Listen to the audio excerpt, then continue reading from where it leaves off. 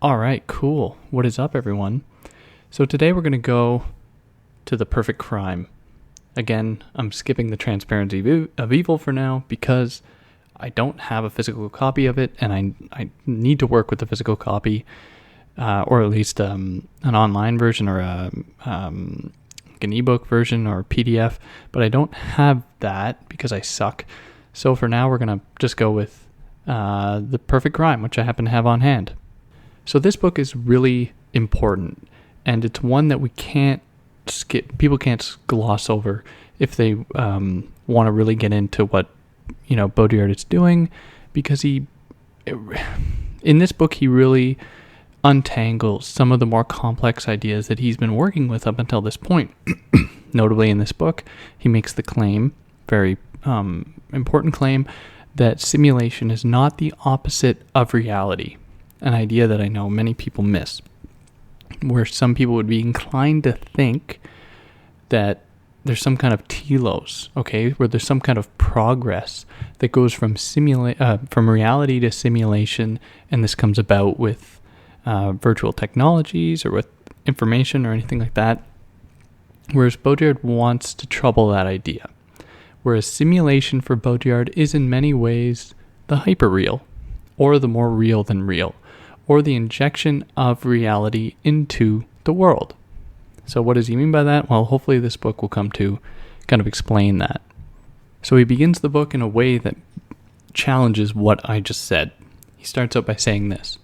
This is a story of a crime, of the murder of reality, and the extermination of an illusion, the vital illusion, the radical illusion of the world. The real does not disappear into illusion. It is illusion that disappears into integral reality. So in order to really get at this idea, I'm going to jump into the book a little bit to a rather important passage.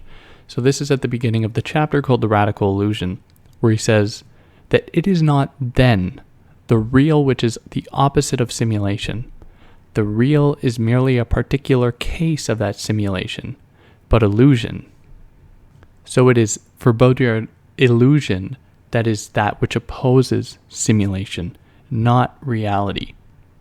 Okay, so moreover, to jump a little bit later in the book, because you have to do this when working with Baudrillard, you kind of need to make your own narrative with it because it's so aphoristic. You know what I mean by that is that it's kind of all over the place, where no chapter is part of like a sequence. Rather, these are kind of different ideas that come together in a fragmented way, like kind of fractals of a whole. So what he says later on page 38 is that we are no longer alienated within a conflictual reality. We are expelled by a definitive, non-contradictory reality. So this moment is very important because it tells us that for Baudrillard, reality is not a singular thing.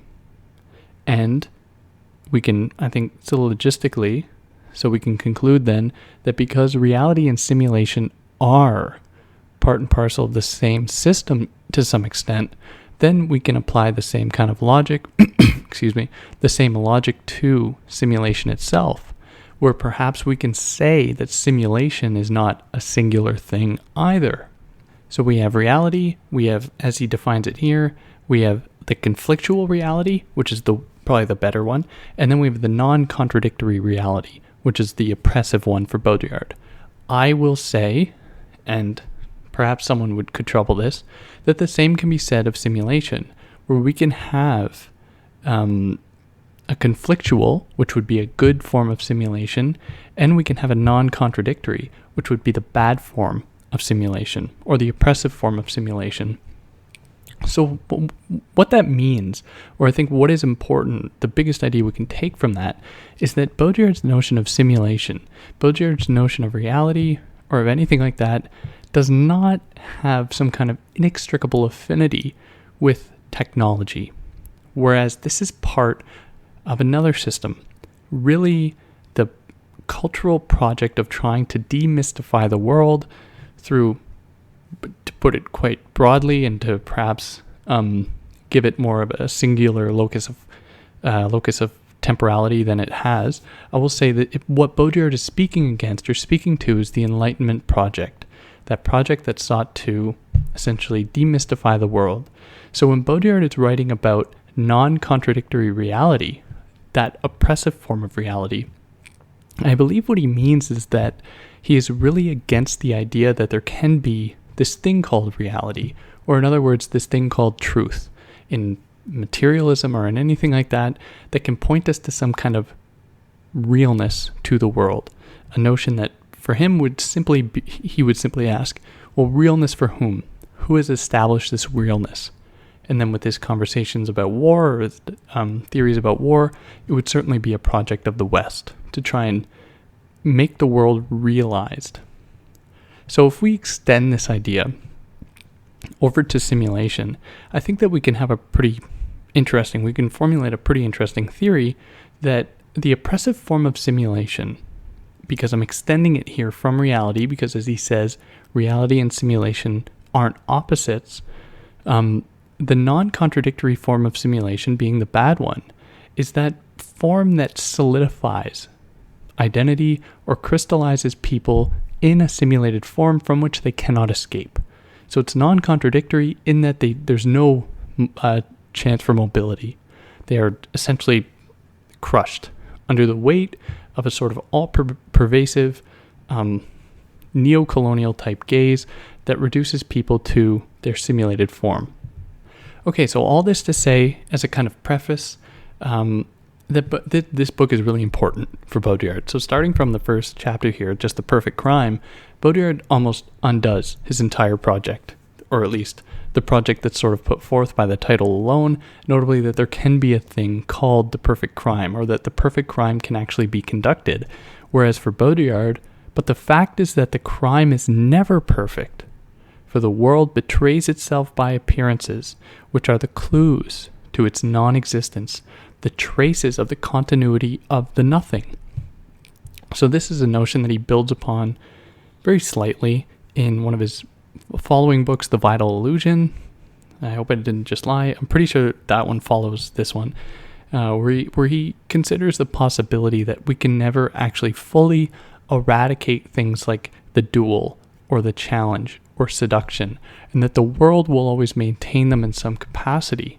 So when he says this, when he speaks about the way in which appearances might retain their meaning to some extent, or because we are always working at the level of images, Baudrillard is revealing the fact that we are always in kind of the first order simulacrum to some extent, that kind of non-oppressive form of simulation that allows people, through their being images, through their only ever coming into fruition through their appearance, it allows them to get away from any sort of, let's say, for instance, biological determinacy, or any kind of discourse that seeks to ground people and to suggest that there's no movement away from that. Whereas images allow for a sort of mobility. Now, this is an idea that he puts forth in Seduction when he talks about, astrology. And he says, he pretty much says that astrology is very important, because astrology shows us that the world is an enigmatic place, and there are things that can happen based on these based on these kind of what would be a good word, not weird, based off of these kind of superficial or superstitious hypotheses from the stars. Baudrillard says, why can't that be just as real as some kind of scientific hypotheses or scientific approaches that adopt the scientific method? Whereas for Baudrillard, any of these ideas they're surely as valid, and we should take them as such. But with that being said, that does not mean that there is a giant enterprise of disillusionment, that's one of his quotes, that is trying very hard to eradicate the possibility of the world being aware of its mobility, the world being aware of the fact that it does only manifest itself in the form of appearances, and that there isn't, underneath all the appearances, some kind of ontological certainty of the human, of the earth, or of anything like that. Rather, everything is determined to some extent by, I guess people are just malleable in that way. They are determined by a sort of setting in which they find themselves. Not to be totally, relativistic about it, but I think that would be, in a sense, the best way to kind of explain it here. So of this, he says, we can bear neither the void, nor the secret, nor pure appearance. And why should we decipher it, instead of letting its illusion shine out as such in all its glory? Well, the fact that we cannot bear its enigmatic character is also an enigma, also part of the enigma. It is part of the world that we cannot bear either the illusion of the world or pure appearance. We would be no better at coping with radical truth and transparency if these existed. So in all this, opposed to those three terms he just gave us, opposed to the secret, the pure appearance, or the void, we erect this notion of reality, the oppressive form, mind you. And it really, when I speak about it as such, like I'm not writing an essay right now, so I don't have to really give this preamble, but I will. When I speak about reality, unless I say otherwise, I'm going to be speaking about it in the oppressive form, so the non-contradictory form.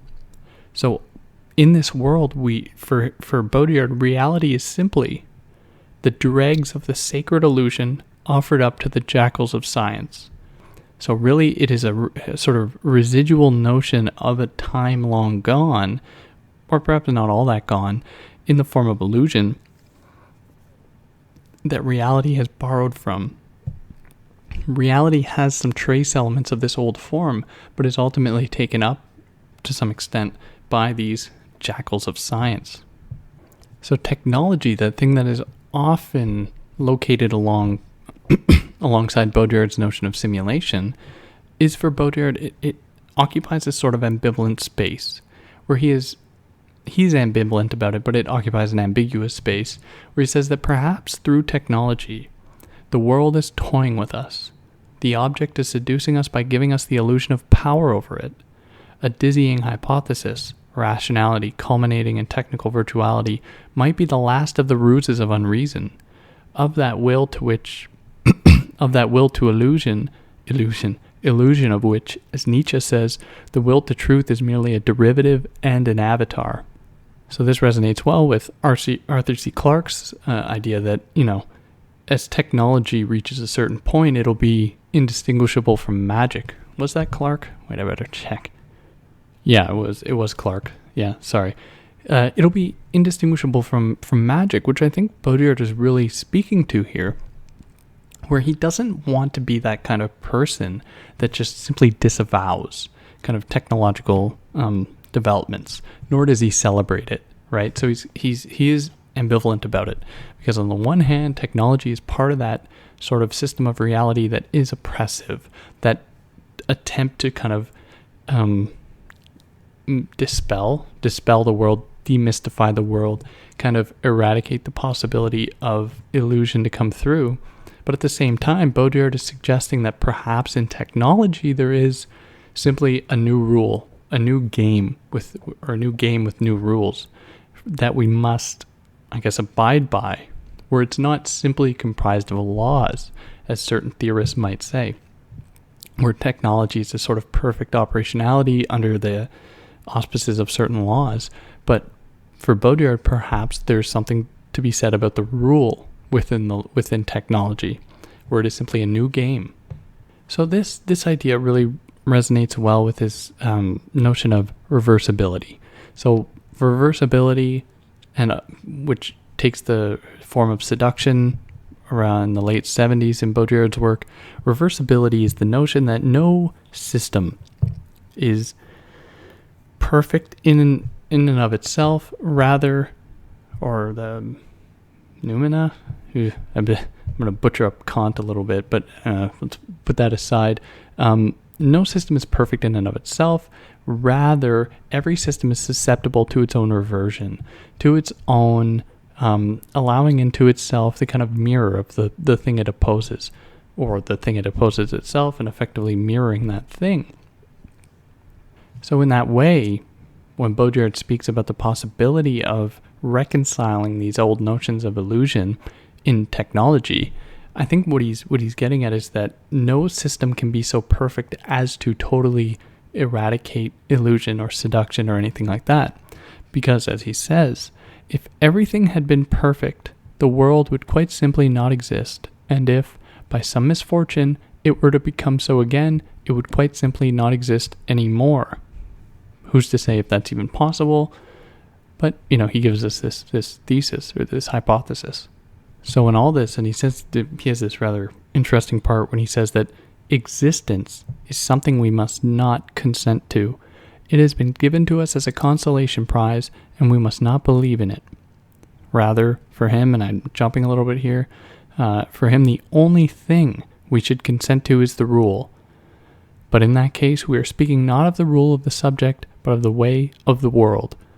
In brackets, jeu du monde, or the game of the world would be a literal translation. So in that case, I think we can insert here, instead of rule of the way of the world, we can insert the word object. So the sentence would read as follows: But in that case, we are speaking not of the rule of the subject, but of the rule of the object. Where this is one of its central theses, running throughout most of his works, from about fatal strategies, where he really lays this out, where he suggests that the object is that thing that wrests us out of the determinacy of subjectivity, that gives us a sort of possibility of, in kind of the Deleuzean, Guattarian fashion, of becoming. But for Baudrillard, this isn't something that can be really mobilized or harnessed, as it is in Deleuze and Guattari, which it's not as though it totally is in them either. But I'm thinking of that moment in 1,000 Plateaus when they write that they call upon the reader to dare deterritorialize yourself, remove your face, kind of thing, become a body without organs. Whereas Baudrillard would never say that, because he doesn't see that possibility of necessarily harnessing that power, harnessing that potential. Rather, this is just something that can possibly happen to you. And I guess if there was a strategy to be leveled, it would be one of the object. So it would be about maintaining the existence of the object that would allow for us to constantly question and constantly challenge our notion of subjectivity. But this shouldn't be understood in dialectical terms either, where the subject and object are not two things that come together in a moment of synthesis. That could never happen for Baudrillard. Rather, it is their radical alterity from one another that gives them the possibility to exist. And Baudrillard speaks about this in one of his many interviews, and I can't remember who it was with, because that was I can probably find it, but it was one of his interviews, where he says that what is important when we consider binaries, we consider distinctions like the subject and the object, is that they are necessary, because each one of them is the means by which the other can not only come into being, but the other can come to change. Where when we deal with two things, like one of the binaries that he speaks about often, or well, not so often, but sometimes, the masculine and the feminine, for Baudrillard, it's not as though each of these things occupies some kind of determinate field. Rather, it is their being opposed to one another that allows them to enter a sort of duel, a kind of mutual challenge, where they are forced out of their respective positions continually and kind of diverted into different paths, which would be the Latin notion of reversibility, reversus, that is to divert from one's path, or seduction, I should say. Séduire would be that, to divert from one's path, and that'd be French. So in that way, so this is an aside. I'm kind of going off on a tangent here, but thinking about how Baudrillard considers distinctions or considers binaries is important, and it can be problematic at times, but it is pretty integral to grasping his work, because he's really opposing the notion of the dialectic, which runs throughout all of his work, really. Sorry for all the background noise. I'm on the road, and I happen to be in a place where their furnace is rather loud, and I'm trying to soundproof this room as best I can. So to kind of get back on track here, he makes clear that illusion is indestructible, literally in his words, and this is page 19. At all events, illusion is indestructible. Yet, he says, just above that it is said that the state of nature is unthinkable, because in that state, thought does not exist. But this is exactly what we are moving towards, a state of pure operational intelligence, and thus of a radical disillusioning of thought. So on one hand, we have the idea that illusion is indestructible. On the other hand, we have this process of disillusionment. So which is it, Baudrillard? And honestly, the answer is tricky, right? Because, we can go on a leap of faith and say that, oh, well, this is just kind of a separate system that is actually capable of getting rid of illusion. But then we could be so, we'd have to be a little hard on ourselves for putting forth that idea, precisely because there are a number of places where Baudrillard says, no, it can't actually go away. But what I want to focus on here, and what I think is interesting, is that Baudrillard kind of locates a primal state of existence. So in the state of nature, he says, where thought does not exist. So he equates the state of nature with the state of pure operational intelligence. So this is through like these virtual technologies or whatever that, think for us and calculate for us and all that type of stuff. And it's really interesting how Baudrillard equates the two, where it's almost as though we're regressing, right? So this is Baudrillard's really, pessimistic Platonism kind of coming through a little bit here, and it's difficult to kind of to work with. But what I would suggest, to put forward some kind of an idea, is that as we approach a certain point through all this technical total operationality, what we can see happen or hypothesize might happen is the realization of a moment in which we no longer have to think. So that we could take that a number of ways. We could say that would mean that we are just, we're stupid, kind of the rhetoric that goes around today, obviously. But it might also mean that we've attained a degree of singularity. So singularity is one of his ideas that he only really builds on later. I don't think, we might get at it a little bit in this book. I don't remember yet fully if we get into it here. But it's certainly an idea he built on later, where singularity implies that any system, any grouping, anything really, is perfect in and of itself. So when we have a singularity, we have a let's take like a community. We have a community that is so perfect it need not consider alternatives.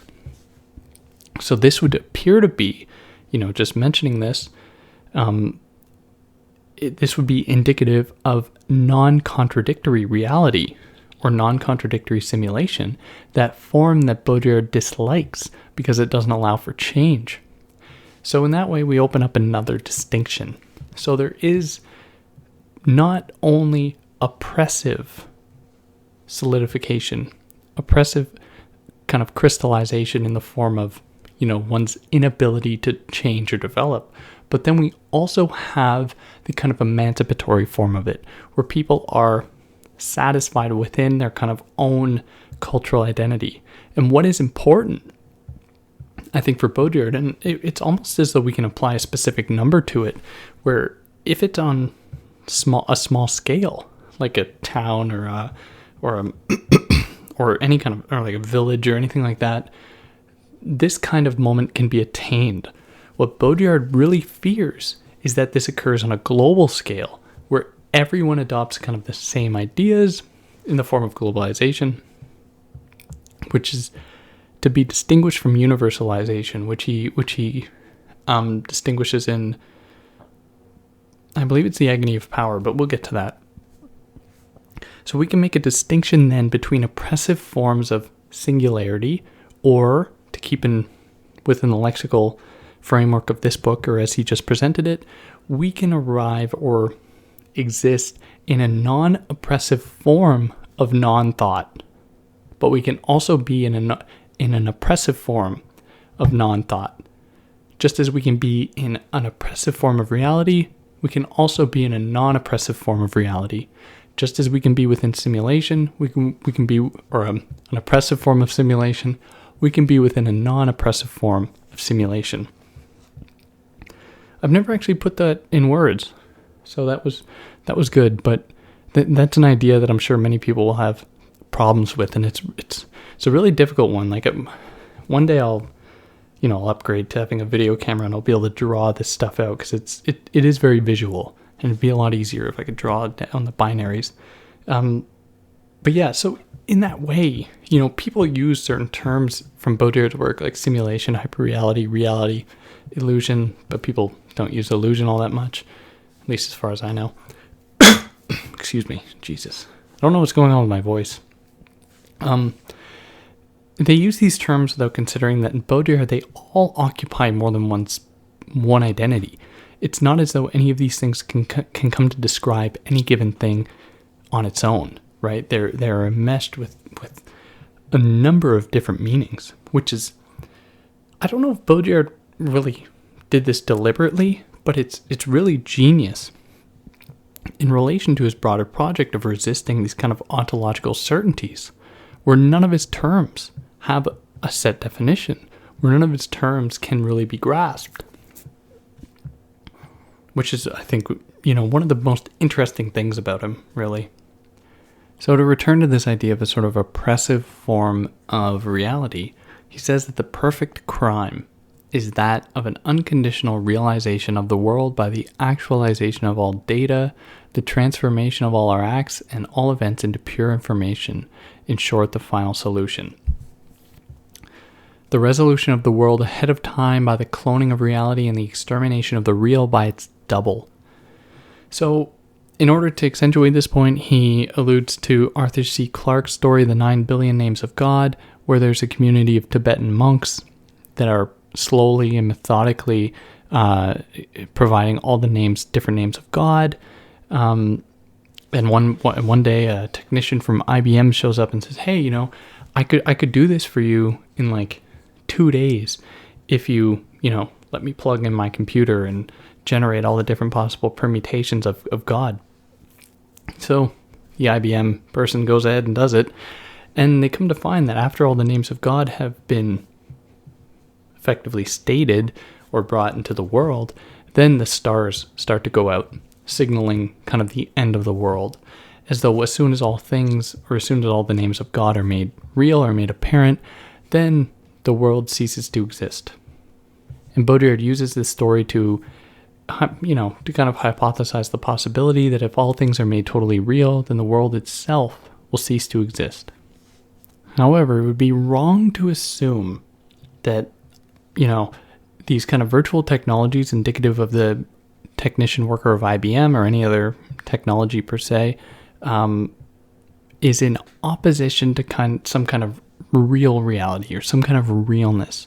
Now, this is the discourse, you can get this all over the internet. People saying like, you have to get away from your phone and get in touch with nature and all that kind of crap, as though, nature has some kind of connection to a so-called realness.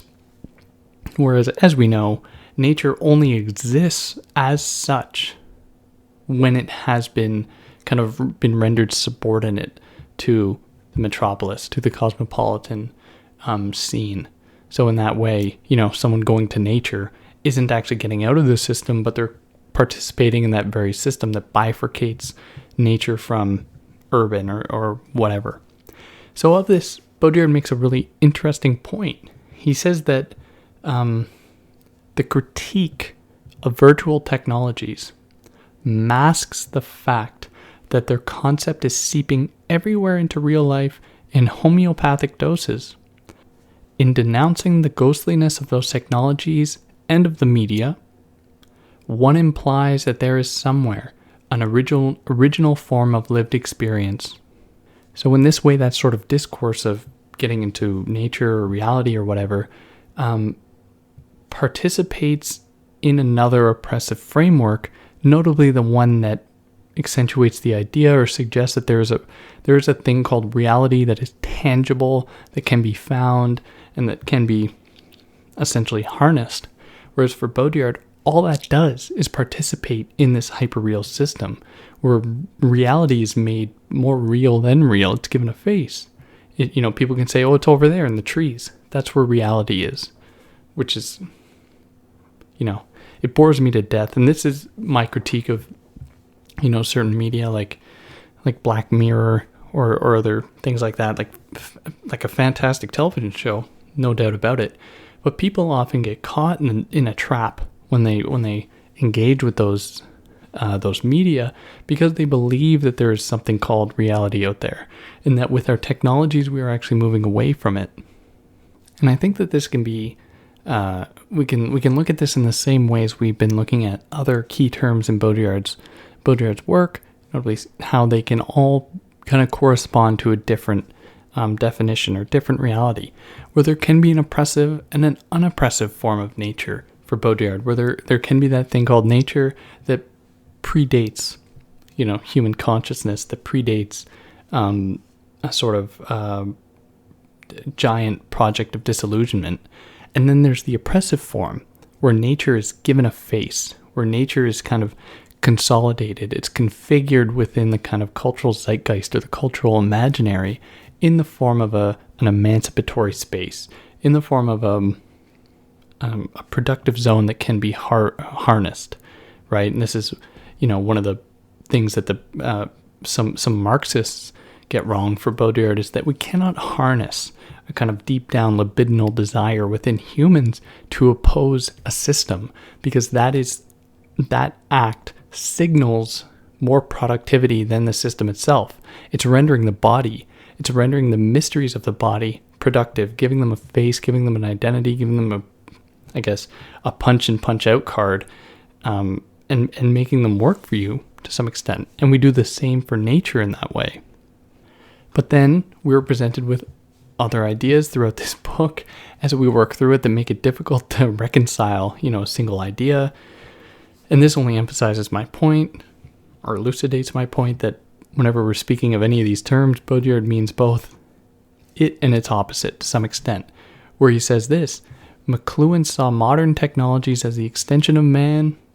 We should see them rather as the expulsion of man, as though in Baudrillard's mind there was this thing called man, I reluctantly use that term, or there was once this thing called the human that preceded these technologies. So it's as though Baudrillard is participating in that same kind of oppressive rhetoric that, he would accuse those people, as I just mentioned, critiquing virtual technologies of committing. But, and I think this is our only way to get around it, we have to assume that Baudrillard is referring to the oppressive form of these kind of modern technologies. So it's a blanket term, what are modern technologies? Are modern technologies like glasses people wear, or hearing aids? Are they, video game consoles or calculators? Who knows what Baudrillard necessarily refers to or what he means when he talks about this. So we're kind of left to assume. But what we can kind of ascertain from this suggestion is that he's referring to the oppressive form of that system, the oppressive form of modern technologies that are seeking to purge the world of its illusion.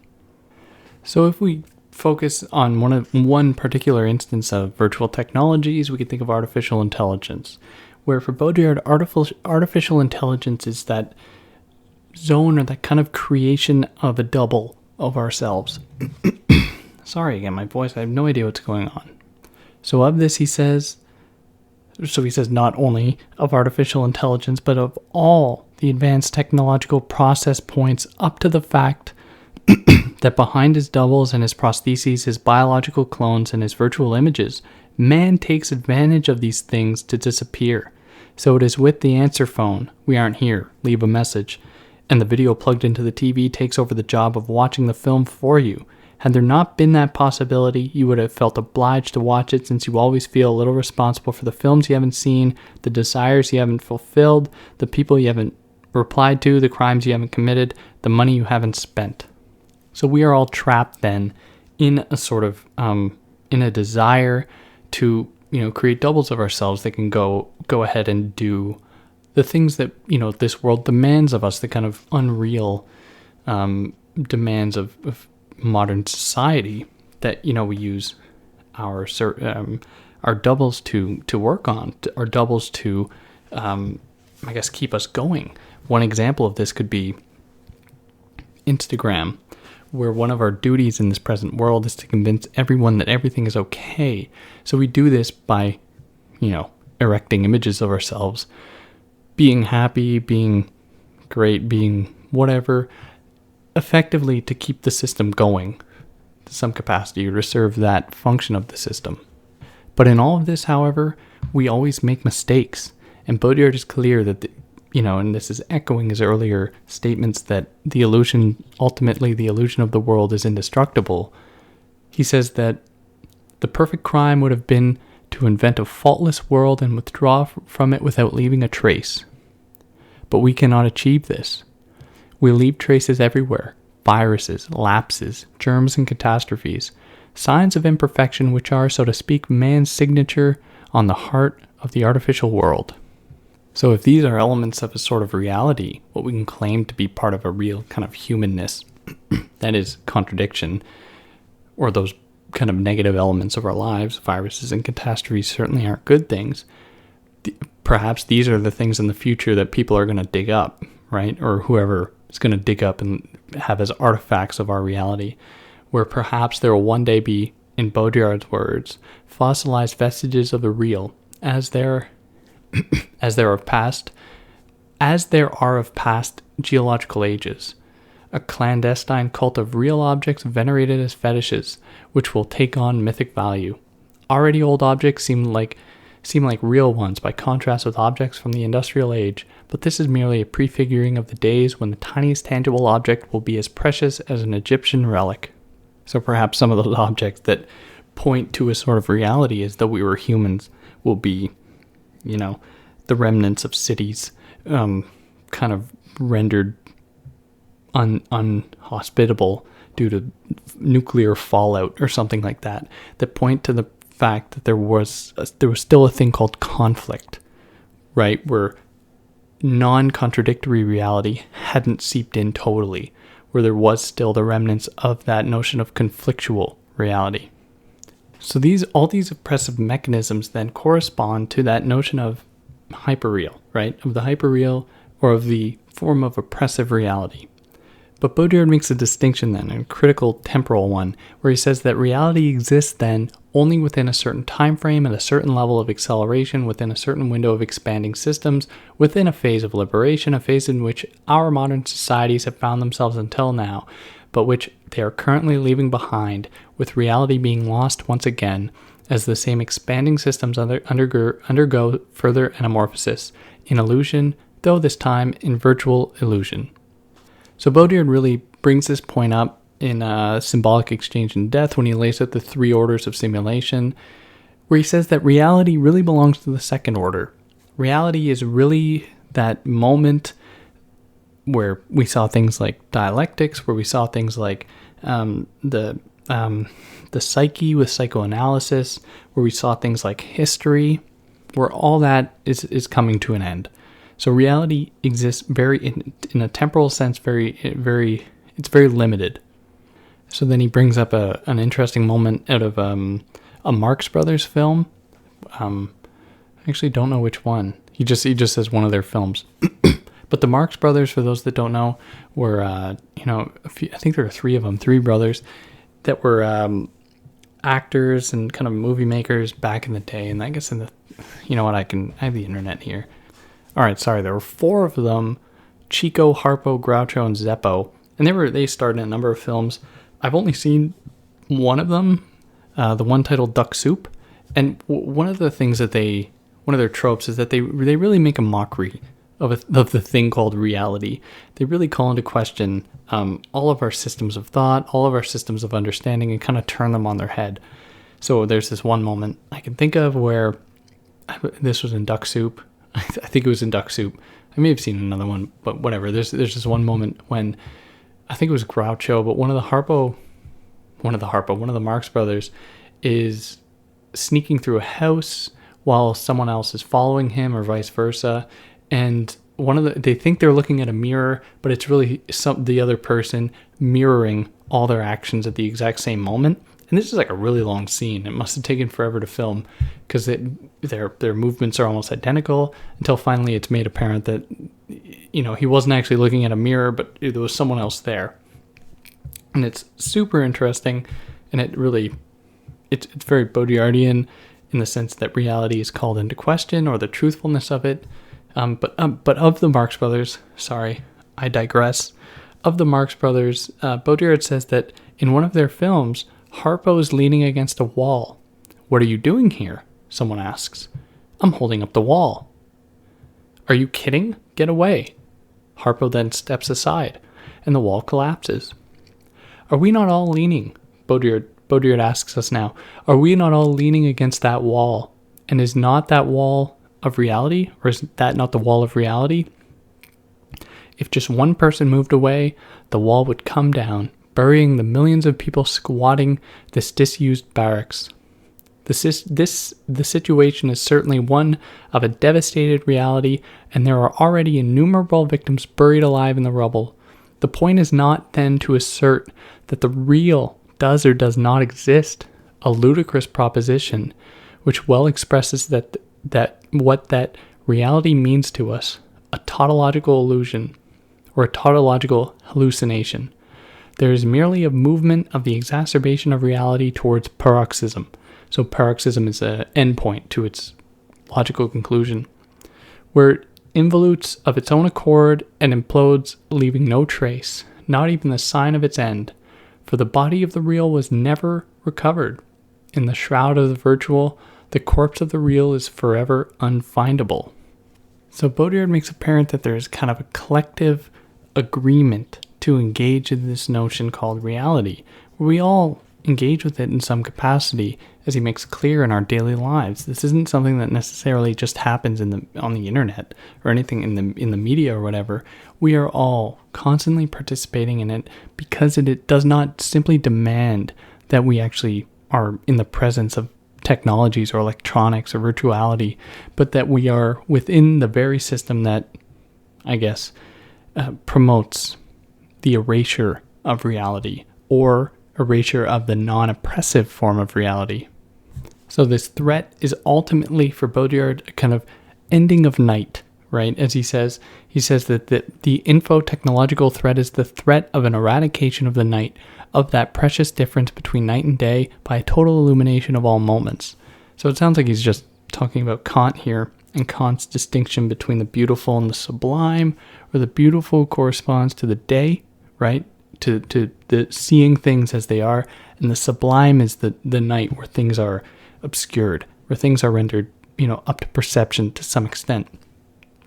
So it's almost giving away, or this system is giving away the power of the sublime as it is connected to the nighttime in favor of the beautiful, in favor of the obscene, to be properly Baudrillardian, the more beautiful than beautiful. So funnily enough, it's only at this point, really later on in the book, around on page 62, my verso version, where Baudrillard gives us a definition of illusion. So of it, he says that illusion is the quality of a world which, by the antinomic structure of matter, retains the potentiality of the nullification and immaterial return to energy. Illusion is the characteristic of what retains the possibility of wiping itself out by a violent reversion, matter, antimatter, abreaction, and, therefore, of passing beyond material objectivity.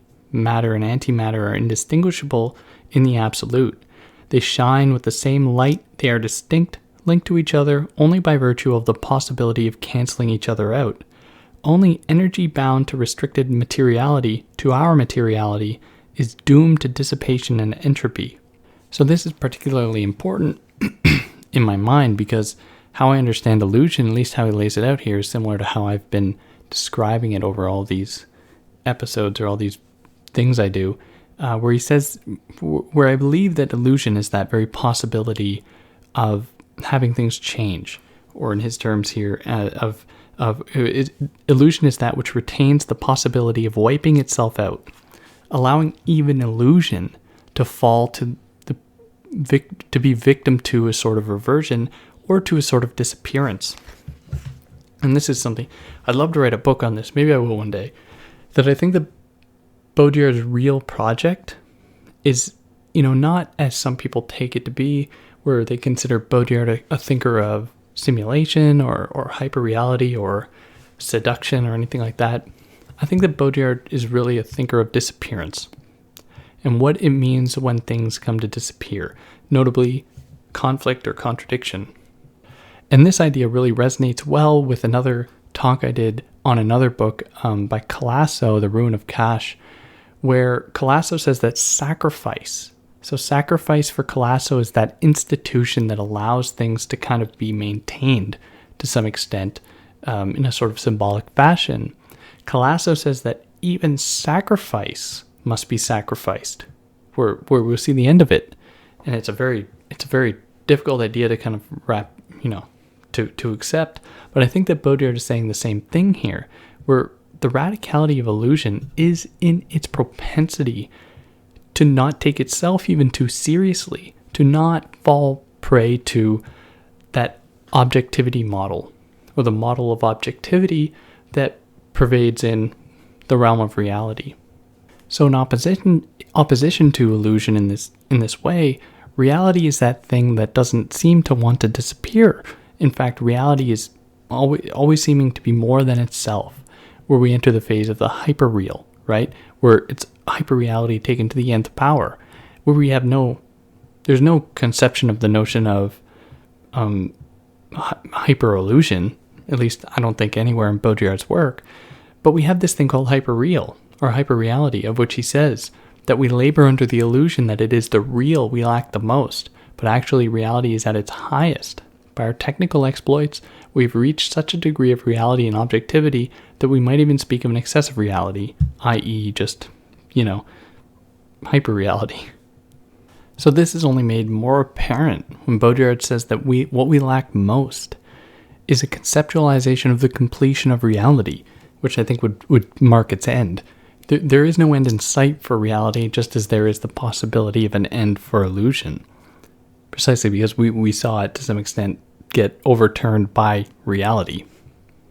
And this sort of oppressive reality is in the service or in the business of dispelling or exercising negativity from the world. Sorry, I messed up a bunch of those. So the dialectic has indeed fulfilled itself. But ironically, one might say not at all, by taking in the negative, as in the dream of critical thought, but in a total, irrevocable positivity, by absorption of the negative, or quite simply by the fact that the negative denying itself has merely generated a redoubled positivity. Thus the negative disappears in substance, and, if the dialectic has run its course, it has done so in the parodic, parody, mode of its elimination, by the ethnic cleansing of the concept. So we are still forced to think this pure positivity, to think the depassed real, and no longer the peaceful surpassing of the real, or its doubling in the imaginary. And in this form of reality, Baudrillard says that the extermination of the negative is therefore the final solution, but the die is not cast. The destiny of the positive of a system culminating in positivity and pure speculation remains itself enigmatic, right? So he's only emphasizing the idea that the illusion cannot fully be purged, cannot fully be exercised. So it's very repetitive in that way, and I'm sorry, I'm trying, if you read this stuff, it's incredibly repetitive, each of the books on its own, even though they're gleaming little insights everywhere and little brilliant moments, there are many repetitive arguments, and I'm trying to kind of sift through it, and I'm giving you the Spark Notes coherent version as best I can, even though it's sometimes rather difficult.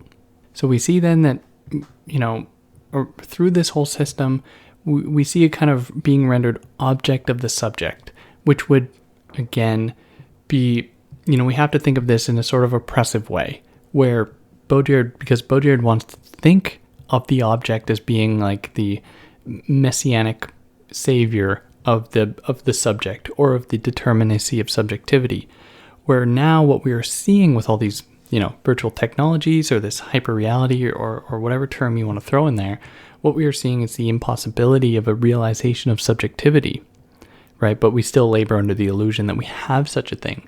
So what he says is that the critical function of the subject has given way to the ironic function of the object.